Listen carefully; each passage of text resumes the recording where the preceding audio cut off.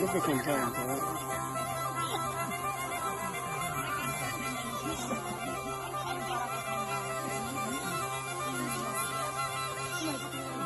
Sai che cosa stava pensando?